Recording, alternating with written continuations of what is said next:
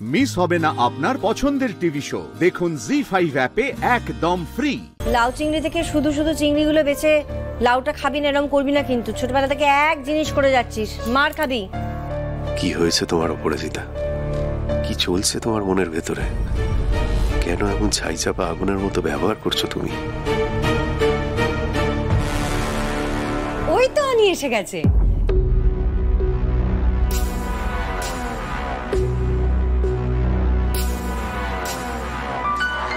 अब आएगा मजा।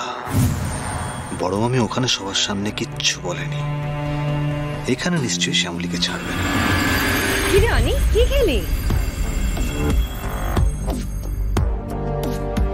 শ্যামলীর কপালে তো আজকে দুঃখ নাচছে। আজই না বাড়ি ছেড়ে চলে যেতে হয় ওকে। ইন্ডিয়ান কন্টিনেন্টাল নাকি চাইনিজ? কি খেলি রে?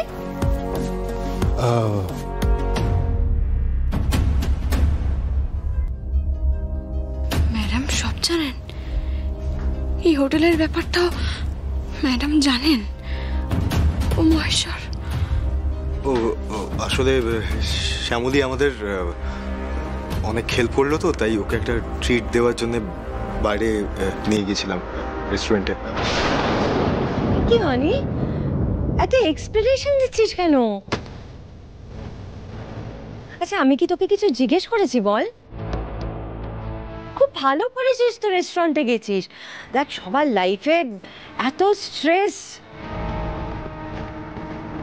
সবারই তো একটু রিল্যাক্স করা দরকার, তাই না? খুব ভালো করেছিস। শুধু কি বলতো, কোম্পানিটা না ম্যাটার করে। মানে ঠিকঠাক মানুষ না হলে ভালো সিচুয়েশনও খারাপ হয়ে যায়। এই আর কি। এই বলছি, আজ আমি মাটন কিমা বানিয়েছিলাম তোর জন্য, কিন্তু কোনো প্রবলেম নেই, রেখে দিচ্ছি। কাল খেয়ে নিস, কেমন? সারাদিন যা ধকল গেছে, নিশ্চয়ই খুব টায়ার্ড। যাও নি, কে ঘুমিয়ে পড়। গুড নাইট অনি। খাও সকালা, এরপর তুই তৃষা দুজনে বসে পড়বি। হ্যাঁ,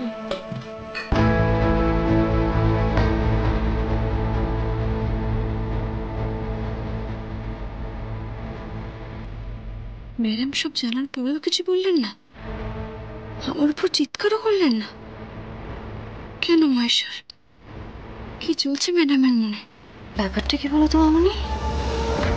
বড় মামি এতটা কুল বিহেভ করছে, আই মিন এত বড় একটা ঘটনা ঘটে গেল, তারপরেও কিছু বুঝতে পারছি না। আমিও তো কিছু বুঝতে পারছি না। ওদের রেস্টুরেন্টে হাতে নাতে ধরার পরেও কিছু বললো না। আমার কি মনে হচ্ছে বলো তো তৃষা, বৌদি কিছু একটা বড় ভাবছে, আর আমাকে জানতে হবে সেটা কি।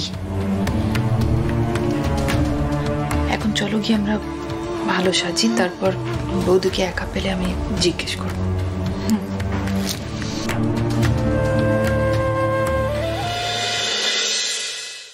জি5 ডাউনলোড করুন আর সব এপিসোড দেখুন একদম ফ্রি।